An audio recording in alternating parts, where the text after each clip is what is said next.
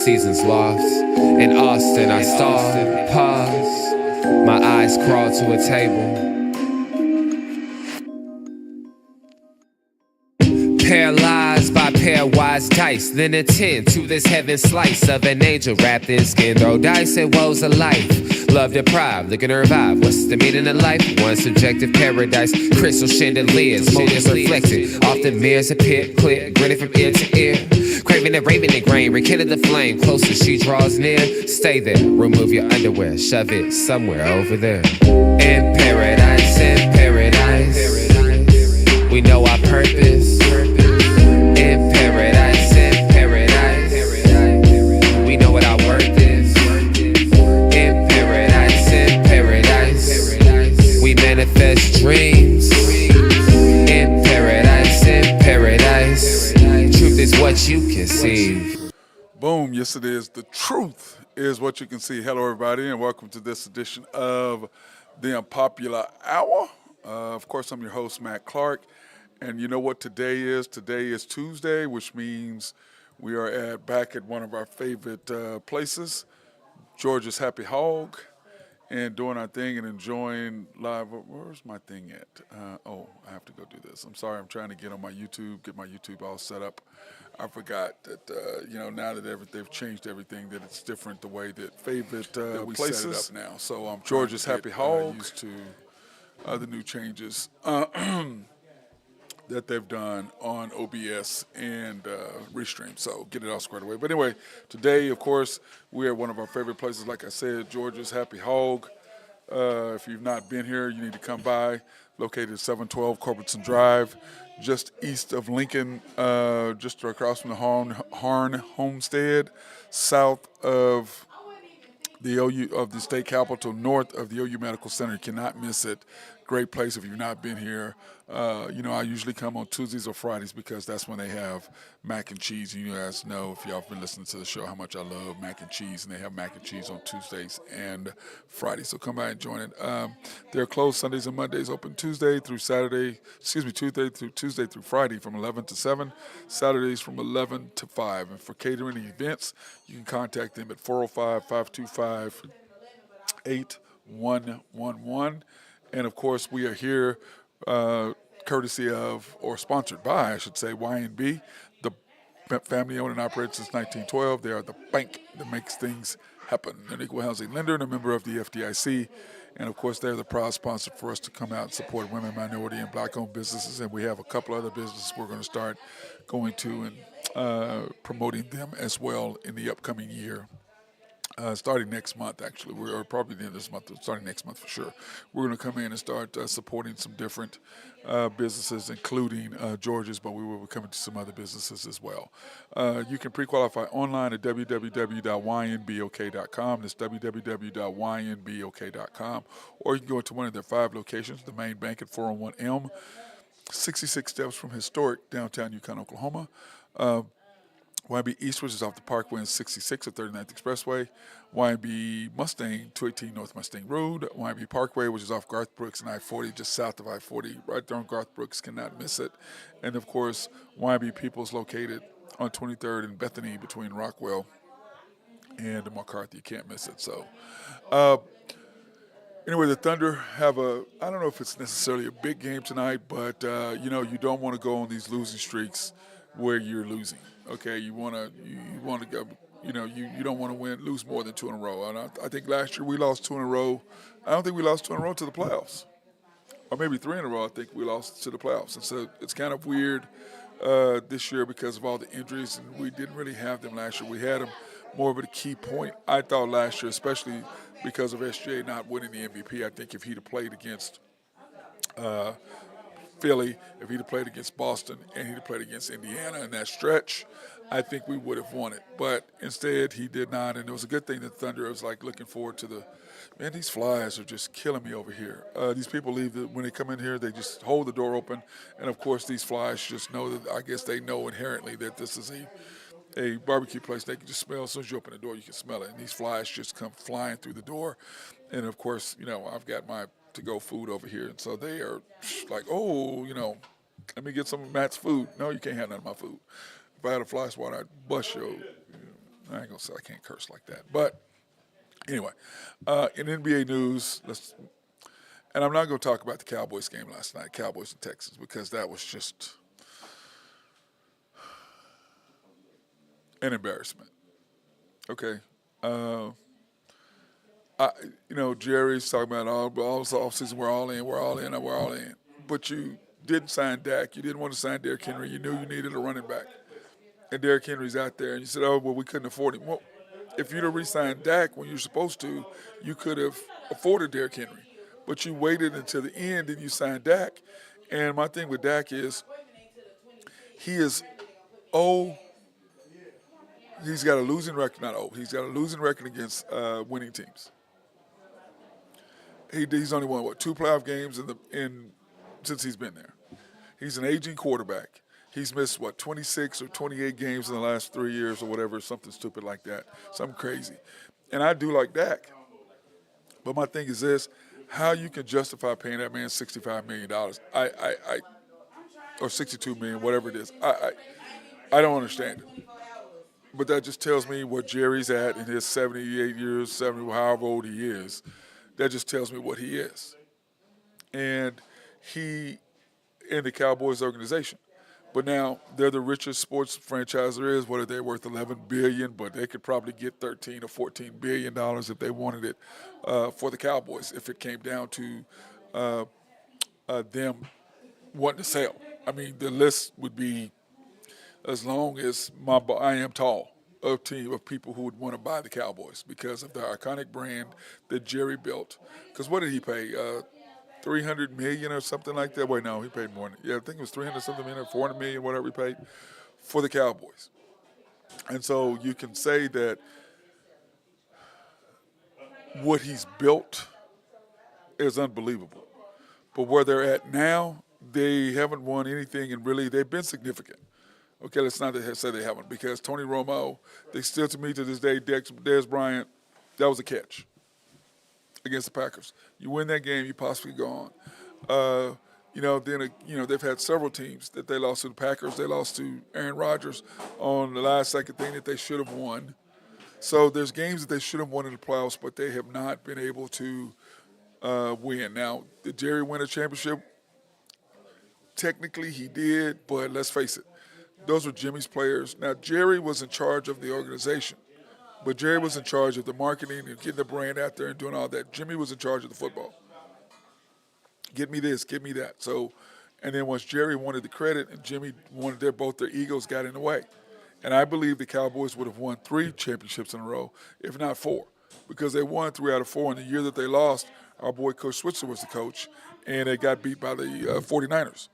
So I think that, Jimmy would have been there. Maybe it would have been a little different story because it was Coach Switzer's first year, and they came back and won in his second year. And remember, there's only been 3 coaches to win a college championship and NFL championship. That's Jimmy, who did it twice, Pete Carroll, who did it once, and Barry, who did it once. And as far as I know, those are only guys that won it there. And Jim Harbaugh may be the only other guy that possibly has a chance to do it because he won in Michigan and he has a chance to at some point because he's got the team. He's got the team in San Diego, L.A., the Chargers, to be able to do it again. So that's the thing. But the Cowboys are pathetic. To me, you trade Dak Prescott. But to me, you should let him go in the first place. But I guess you can trade him now. I think you lose the rest of your games, and you get Shador, and you get Deion. Now the question is, how big of an ego would Jerry and Deion have? Would Jerry be able to do that? Because every time he's had a big ego in the room, whether that was Parcells, whether that was Jimmy Johnson, he can't deal with it. He has to be the man. He has to be he is determined to be the face of the Cowboys. And by all rights, I mean, he should be. He's the owner of the team, and he helped build the team. There's no question that he and Jimmy did that. So, but in the Cowboys, it was just terrible last night. It's just not even worth talking about. It really isn't.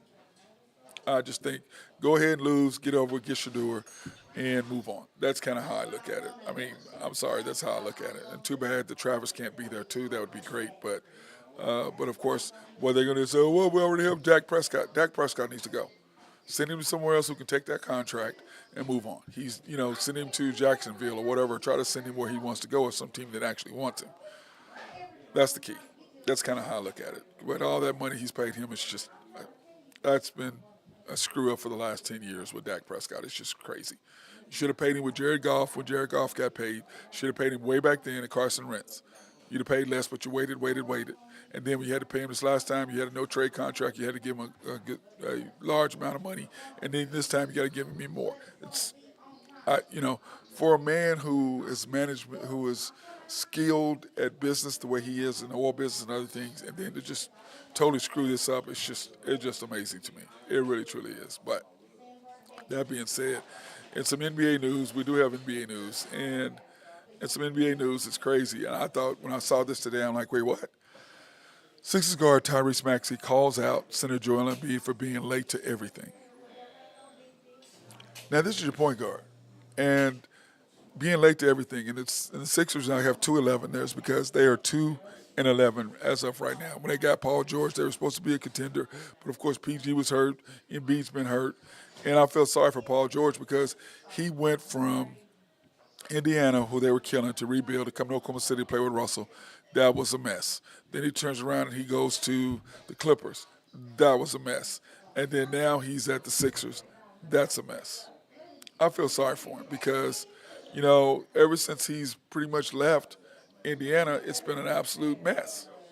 Well, let's face it, it has. I mean, you look at everything he's been, everything he's done has been an absolute zoo. It has.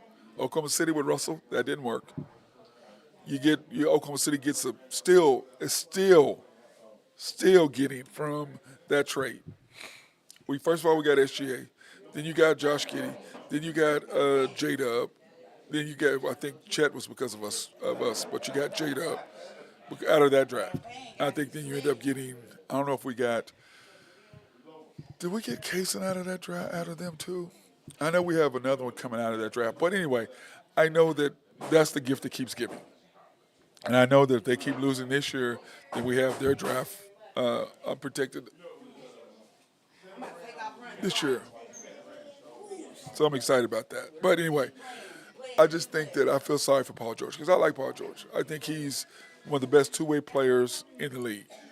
Okay? Still, he can go get your 25, and he can D up the best player.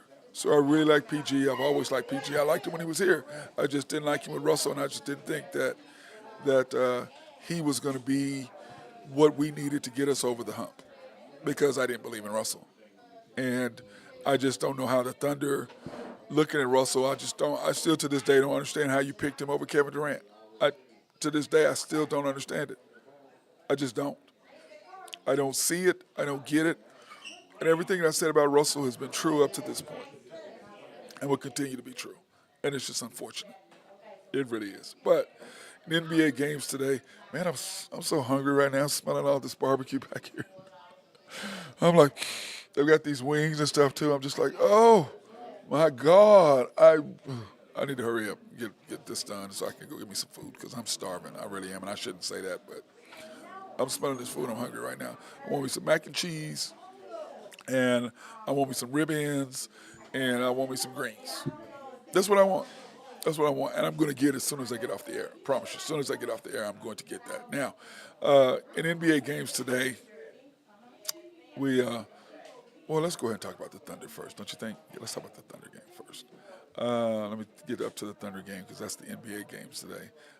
In the Thunder game today, we've got the Spurs tonight, 8:30 on TNT. The Spurs are 6-8. We're 11-3. The Spurs are plus 9.5. Over-under is 222.5. 222.5 is the overall over-under for the points being scored. I don't know if I'm going to take the under because I don't know if they can score that many points against us, but they are at home. But still, I just don't see how that can happen. 8:30 game on TNT, so that's going to be interesting that happened. And then also, I want to say that congratulations to ESPN, by the way, for what they've done because I don't know if you've heard about this. I started to put this on my deal the other day, but I did not. I forgot to do it. That ESPN trades for inside the NBA on TNT. They traded for that, okay? And they're giving up 13 Big 12 football games and 15 Big 12 basketball games. Now, the Big 12 is the number one basketball conference in the United States, okay? Football, not so much, but basketball is. And they gave that up and traded with TNT. No money, but they traded with TNT because that was going to go away because TNT wasn't going to have any more things, and the NBA traded for that. I mean, ESPN traded for that, and I think that's one of the smartest moves that they can make by doing that. I liked what they did right here because, to me, all that's going to do is add to what's going on with that. Okay, if you don't watch TNT, you don't know about basketball. That's just fact. So anyway, I'm excited about that that they get to continue, and that did not go away. Somebody was smart in business, and knew exactly what they were doing. But that's why ESPN is the worldwide leader in sports, because of that simple thing, little things like that, knowing what to do. But tonight, the game's late, so we'll be coming on. Let me see the game. It'll be 12 o'clock. Game's 11:30-ish, so it's a good 3 hours. Let me see. It's normally 3 hours, so it'll be every bit of 3 hours. So it'll be 11:30, 11:45 before we come on tonight for After the Storm. So we'll see. I mean, I hate late games like this because it's so hard. But of course, on our YouTube audience, we do have some followers that really like to come on and they comment, and we have great vibes. So if you want to come on, if you're up that late and you want to listen to or come on and listen to what we're talking about, or just communicate, please, by all means, go ahead and do that on YouTube's like, subscribe, and actually search for After the Storm -OKC Thunder. Like, subscribe, hit notifications when we come on. You'll be able to come on. And please give your views or comments or anything about that. So, anyway, I'm looking forward to the game tonight. It's a must-win for us in our next 10 games. We have the Spurs tonight. Then, of course, tomorrow night at home against the Blazers. And then we're off until next Tuesday. So, I was sitting there looking at it. We have a good chance here to really do something. Or I guess we're off to, Monday?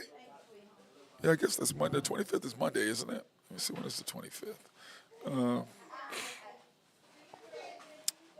I should be able to know this. Yeah, the 25th is Monday. God, I can't, because 7 days would be, the day is the 20th. Well, today is the 19th, so 7 days from now will be the 26th. So, yeah, Monday the 25th, we're off from Wednesday to then. So that'll give us a chance to heal. And then, of course, we get iHeart back for that game. And then that last stretch that we've got with the Kings, the Warriors, the Lakers, and the Rockets, 3 out of those 4 will be on the road. So we're gonna really, really need him, because the inside presence right now is just killing us. And that little lineup that we're trying to do without Caruso, it doesn't work as well without him, and we've seen that happen. So we're gonna need to get him back, and tonight is gonna be a huge win. We've got to get tonight. And the Blazers, like I said, I've been saying it all week, they scare the hell out of me. The Spurs, my thing with the Spurs is this: without Chet, Wemby doesn't have anybody to really focus on attacking and, that one-on-one, so he's going to be focused on our whole team. And I hope we get Caruso back. I need to check and see if we're going to get him back, because that makes a huge difference in our defensive schemes and what we're doing, because you're playing Dylan Jones and you're playing Jang way too much. They're just not ready. And you're playing them instead of playing minutes for Caruso, and it's just really killing hurting us and what we're trying to accomplish as a team. So we're going to have to continue to deal with that. And then, of course, everything will be updated tonight, or tomorrow. I'll update everything for tomorrow for the Thunder as far as our team, our shooting percentage. This is where we are right now in our team percentage. SGA 27.8 points a game, 50% from the field, 29% from three, 89% from the line. So I'll have all this stuff updated. J-Dub, 19-9. Of course, he's averaging more than that because he had 27 the other night. So he'll be in 20.5-ish, 21-1 or something like that. So he'll be moved up. And so we'll see what that is, what's going to happen with that, with those scores. But anyway, that's where we are. The thing that worries me on this stat line of everything is Isaiah Joe. 9, 42, 39. 39% is just killing us. Casing at 26%. It's going to be worse than that for him. And those are the two things that really, really worry me about the Thunder and what we're trying to accomplish right now. We've got to get those two guys up shooting the ball better. And then, of course, A.J. Mitchell's playing good, but I just don't want him to think that he's a scorer. And you got SGA on the floor. Defer to him. You're secondary. You're not primary. but I know he's trying to make his mark, and the coach is giving him free will to do it. Once again, coaching matters. Coaching matters. So that's really going to affect what we're trying to do. So now, in NBA scores last night, this is what happened yesterday. The Bulls beat the Pistons 122, 110, 112. The Sixers, they're just a train wreck right now. They're an absolute train. 17 points, basically losing by 20 to the Heat in Miami. They're a train wreck. They just are. Embiid, they said that nobody saw Embiid all day until right before the game. What are you doing? What are you doing, big fella? You got your $60 million contract, and then now you're just acting a fool. I don't understand these guys. And remember, that's a European player. It's not an American. Everybody beats on Americans, how American players are. That's a European guy, not an American guy, even though he claims America. Yeah, we'll see how that is. Wizards and the Knicks. The Knicks are trying to get back on side. And like I told them, the thing with the Knicks is simple. The difference between us and what everybody else is doing with them and the T-Wolves, they had to adjust who their main group of scorers are going to be. The Knicks had to adjust. Now they got the big cat. And then the T-Wolves have to adjust. Now they got Julius Randle. So those two teams have to figure out how to change that. Where all we did, we added iHeart and Caruso. So we don't have the same issues that they have. We have different issues.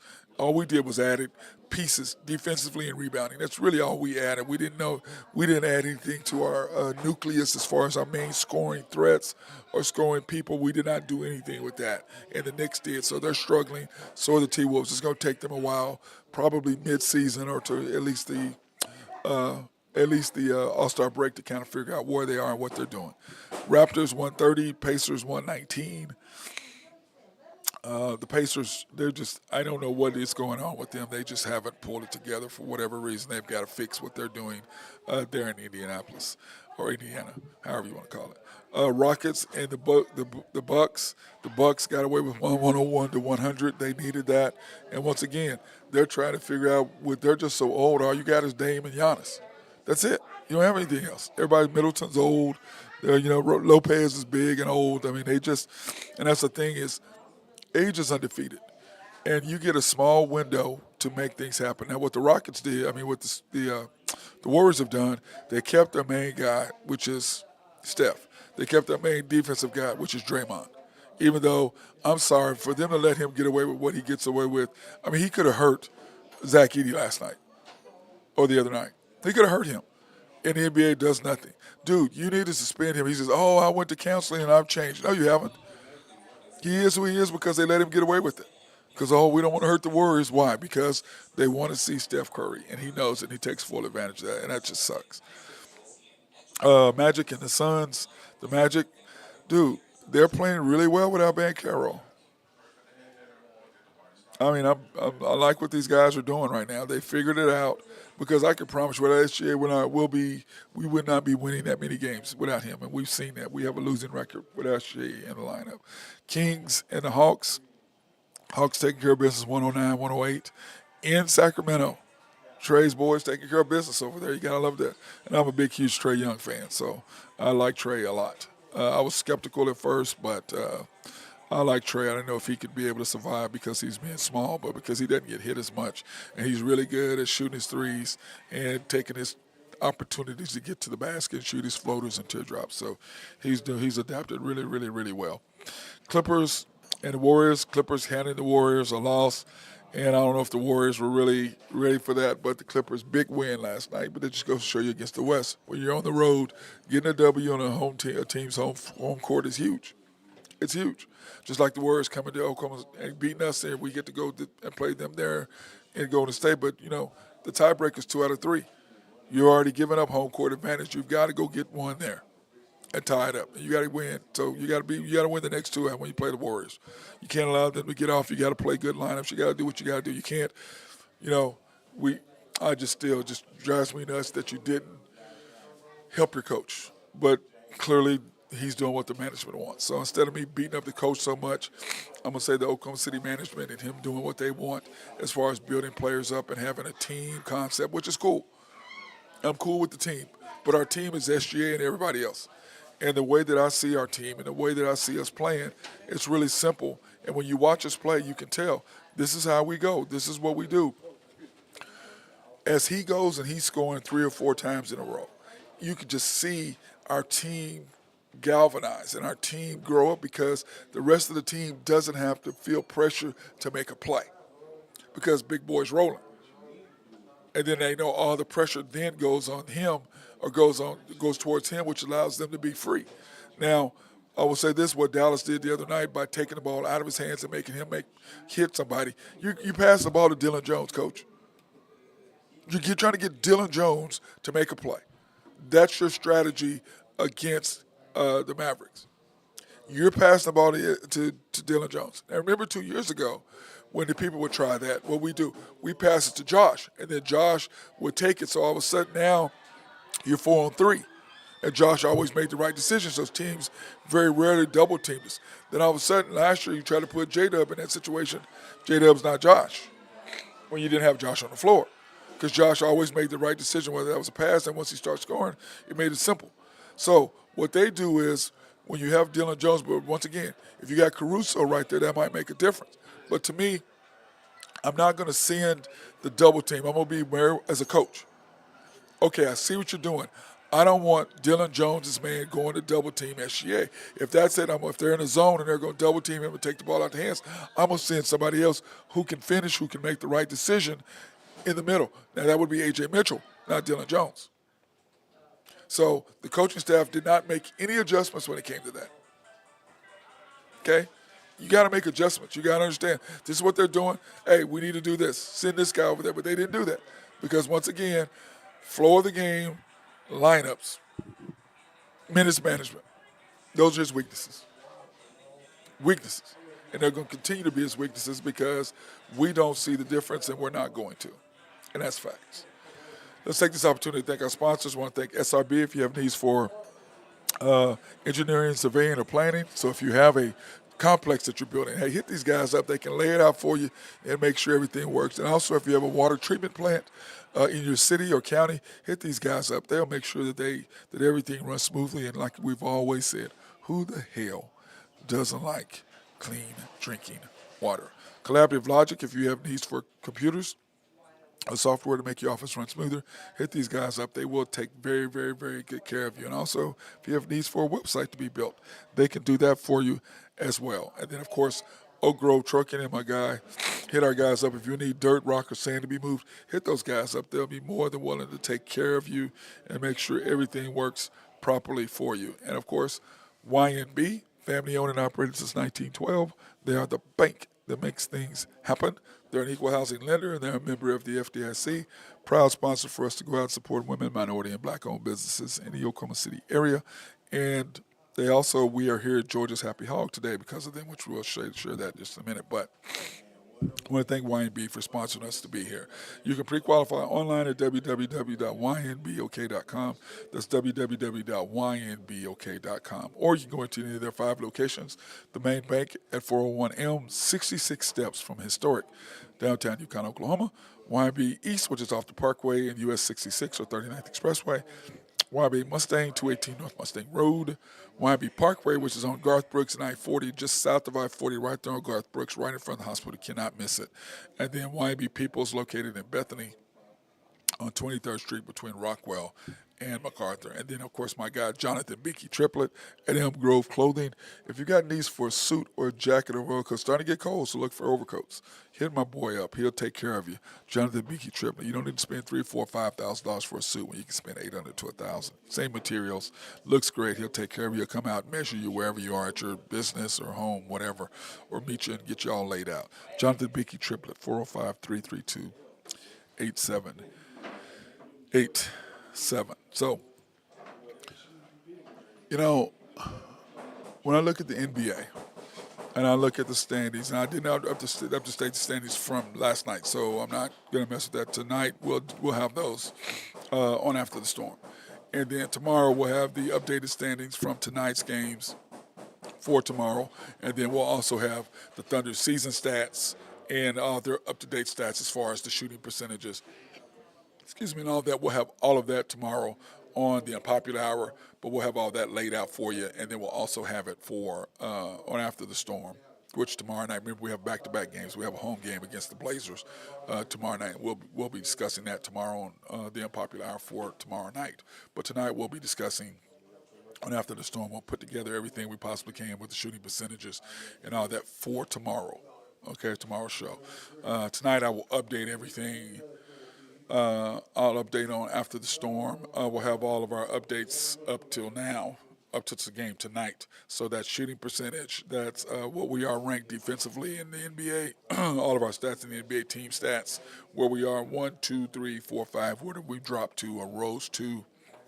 We'll have all those stats available tonight for After the Storm. And then tomorrow morning, I'll try to update everything for the show tomorrow to make sure we have all that stuff available as well, so we can kind of get updated on what the Thunder are doing and where we are compared to now. Because we're, right now, and I'm going to pull up our team stats, and this is what I mean. Because right now, before I update everything, we're number one in giving up points.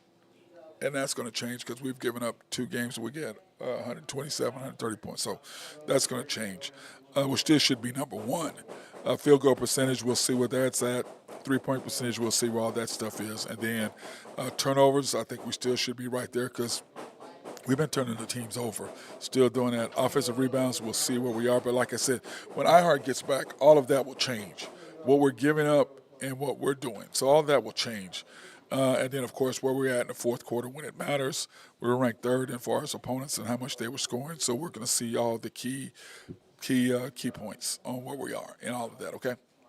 And I'll have all that updated for After the Storm tonight. Not the game tonight, but I'll have all this updated through our last game on Sunday. So I'll have all these updated for that. So we'll see where we are going into tonight. And then tomorrow on the Unpopular Hour tomorrow, I'll have all the stats updated so everybody will kind of know where we are and what we're doing, all right? I'll make sure that's happened tomorrow. So now that being said, in the NBA, the games today, here are the games coming up today and what you should look at. The Cavs and the Celtics, which is the huge game. And the big question is, are the Cavs going to remain undefeated? That's the big question here. Are they going to be undefeated? What do you guys think?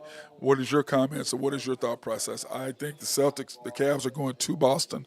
Boston is 11-3, the same record as us.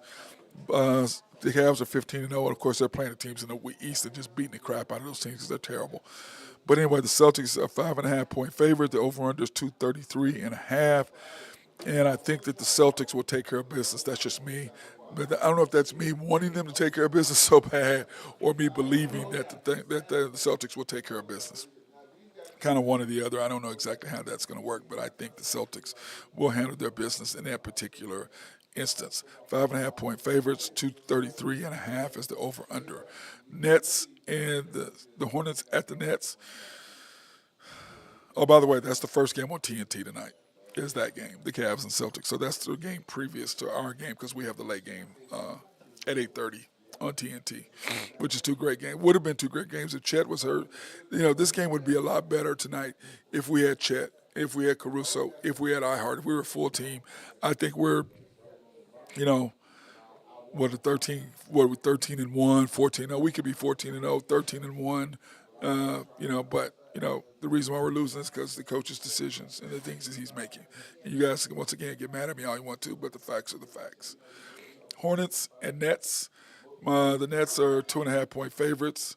I don't think anybody really cares. Hopefully LaMelo will keep his mouth shut and not make any gay slurs after the post game. He always has comments, but he just got to watch what he says. And I think he's probably quoting some rap song or something, and that's probably what it was.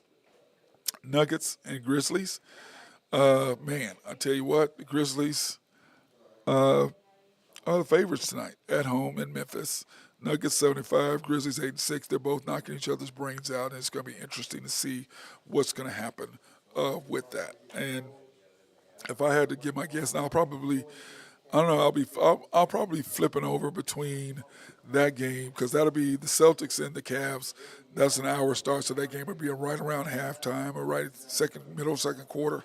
So I'll probably flipping back and forth between the Cavs that and the Nuggets and the Grizzlies. And then, of course, the Mavs come on against the Pelicans. I don't think that's going to be much of a match. The Mavericks should handle them pretty easily. They're 12.5-point favorites. 221.5 is the over/under. So I won't be watching that game, but I will be watching the Nuggets and the Grizzlies, flipping between that and the Celtics to see who's going to do that before we play tonight at 8:30. So I'll probably be watching that and seeing what's going to happen with that. Thunder Spurs tonight, 8:30 on TNT. The Spurs are plus 10.5, which I think is a lot, but we'll see. Like I said, my thing is that Chet not playing and Wemby not having somebody to focus on who he's going to destroy, I think it's going to hurt us a little bit because he'll be focused more on the team. Now, if Caruso plays, that can help with the double team, and we're doing a fantastic job of whenever he gets the ball in the post, is double, triple teaming him, and he likes to put the ball on the floor. And the worst enemy of a big man against little guys is putting the ball on the floor. You just got to turn around and shoot over them because there's nothing they can do to block your shot. But he doesn't really have a jump hook. If I'm in the block with him, I'd be Danny Manning. Just catch it, turn around, jump hook. Don't get fancy, don't do nothing, fade away. Just turn around and take a jump hook right over top of him.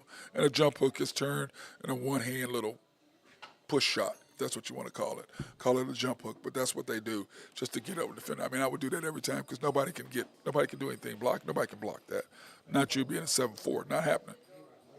But anyway, this game worries me a little bit because of that one simple fact. Chet's not playing, and Wemby, if he plays, he'll be more focused on us than on them. So they're on our team. So that worries me, just like I said, just a little bit more without Chet.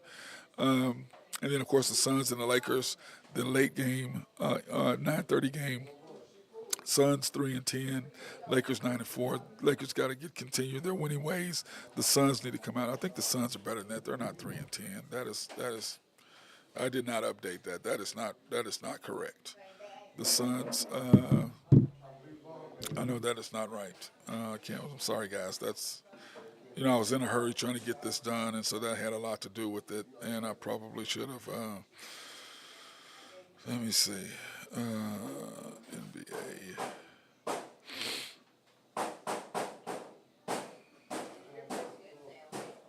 The Suns are 9-6. The Suns are 9-6. So that has a lot to do with it. So I'm interested to see what's going to happen with that, but that is not even remotely close to what it is. So that being said, tonight the standings are going to change quite a bit. When you look at what everybody is doing, and I believe that's going to help us because, right now the Warriors, they lost, so we can move up, but we've got to handle business tonight. I mean, we've got these next two games. We have to win tonight, and then tomorrow night on a back-to-back. And remember, you only get, I think it's 5 back-to-backs. And this will be our third back-to-back in our first 14 games, 15 games. We've had 3 back-to-backs. So, we're getting all our back-to-backs out of the way, which is going to help us down the road, okay? Because all these other teams will be playing back-to-backs. We've already got all our back-to-backs out of the way early. So we front-loaded the Thunder schedule, which is okay because that allows us to get all of our stuff out of the way. And like I said, us being hurt does not bother me, because we still got SGA and we still got J-Dub and then we still have our defense. But losing Caruso really, really hurt us. We're losing Caruso and Chet. Now, losing Chet by itself, when we had Caruso, we could do small ball and it's a lot better. But now when you got to play Jang more, you got to play Dylan Jones more, that really hurts you because your 5 when you wanted to be a lockdown was simple. You had SGA, you had Kaysen, you had Caruso, you had Wiggins, and you could go Dort. That's your small lineup, and they're locking down everything on the perimeter.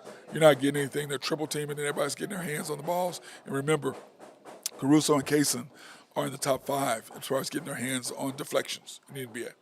So that allowed you to double team with SGA and J-Dub, or J-Dub and Dort, or SGA and Dort, and then the other guys are getting into the passing lanes and getting their hands on balls. So disrupting the flow of the other offense. Remember, they only have 24 seconds, and by the time you get it across court, you probably have 17 seconds 18 seconds, and then if you make a couple deals, the guy holds it for 4 or 5 seconds, then you double team him. So he's got it 6 seconds, and you punch it out. All of a sudden, it's 10, 12 seconds. Then, all of a sudden, it gets down there, people trying to make plays, and you're cutting them off, and you're moving because of the way we play perimeter defense with that particular group.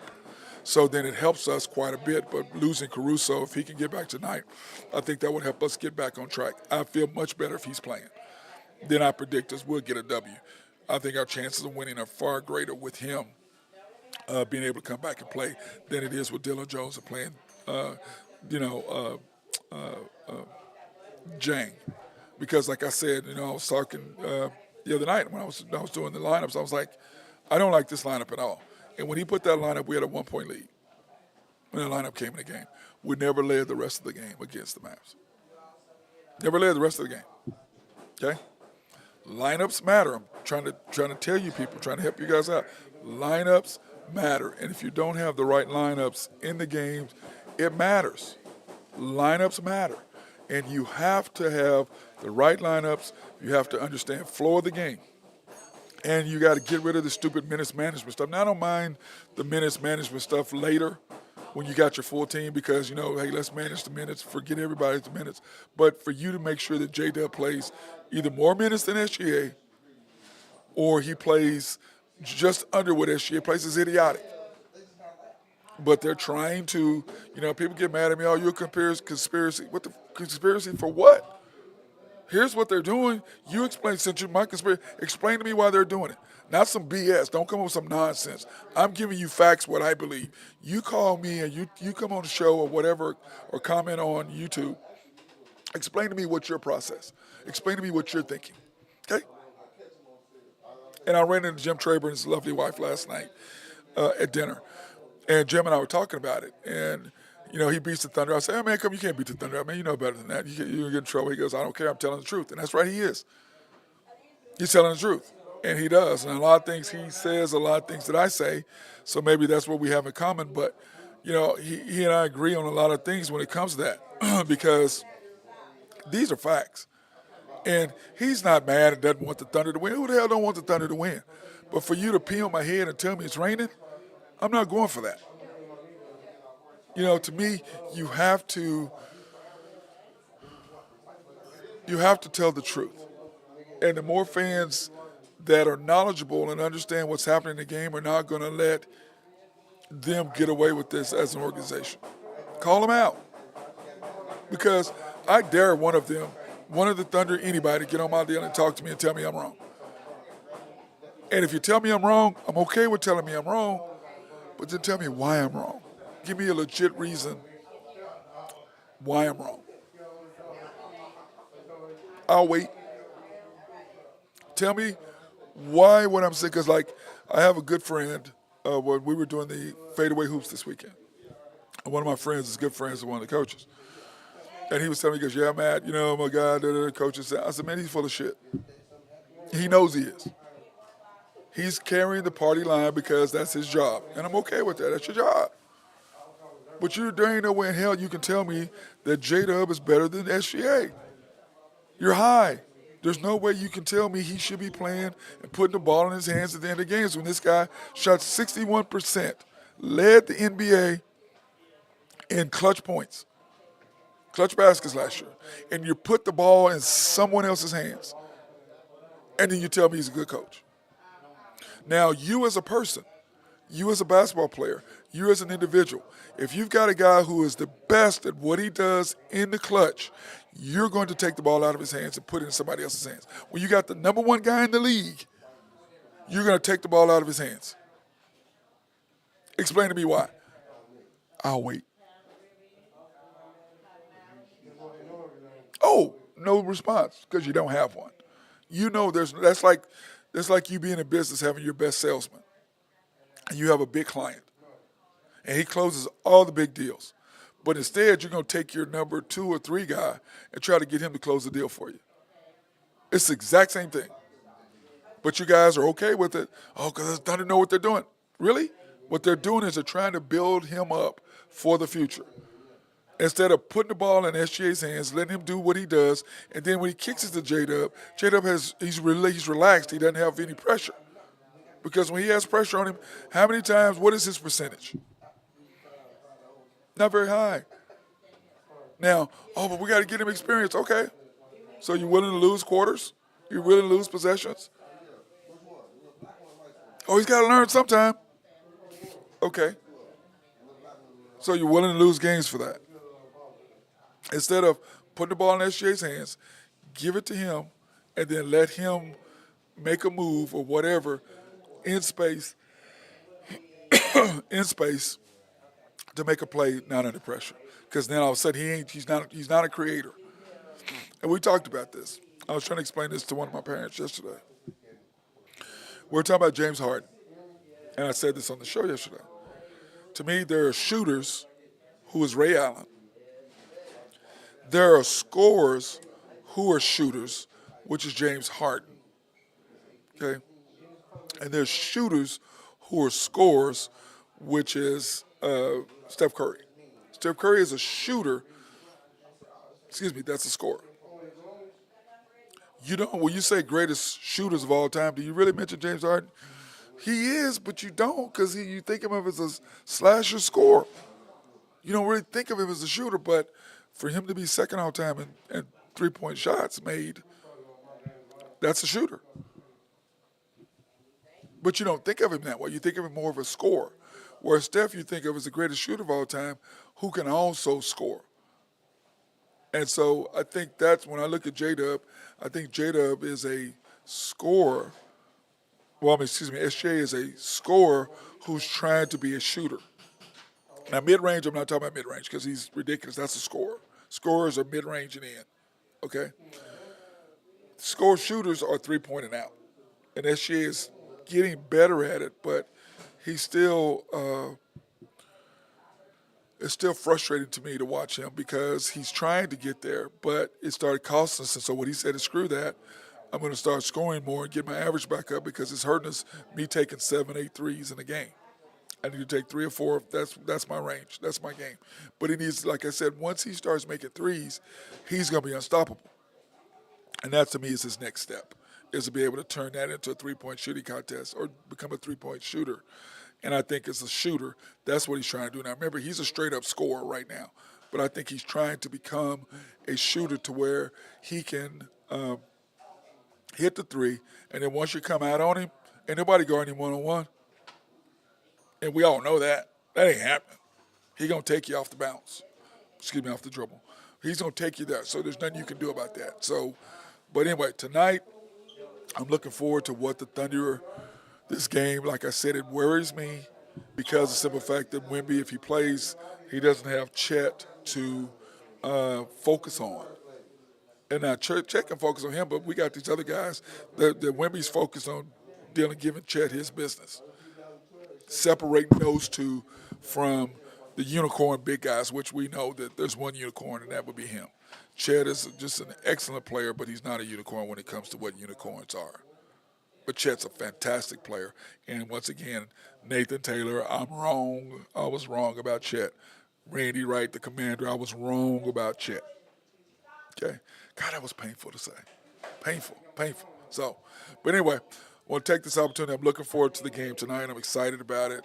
And tomorrow night scares me as well with the Blazers back-to-back. So we need to get a W tonight and get one tomorrow night so we have those last 4 games against the Kings, against the Lakers, against the Warriors, and I forget who the last one is. But anyway, so we got a tough schedule. Is it the Rockets? Who is? Let me pull that up because that's driving me crazy right now. I'm sitting there trying to talk about it, and I can't. The Kings, Warriors, Lakers, Rockets. It was the Rockets. So those games scare me coming up. And I think, tonight it's so important that we get a W tonight. And then turn around and play the Blazers tomorrow night. God, we need one there. Because those last 4 games, the Kings, the Warriors, the Lakers, and the Rockets, 3 of the 4 on the road. And we're just not big enough for the Lakers. They're just too big for us, and we all know that. I mean, SJ is going to have to go lights out. J-Dub would have to be lights out. That's the only way possible that we can beat the Lakers. We have to just shoot incredibly from the three-point line in order to do that, okay?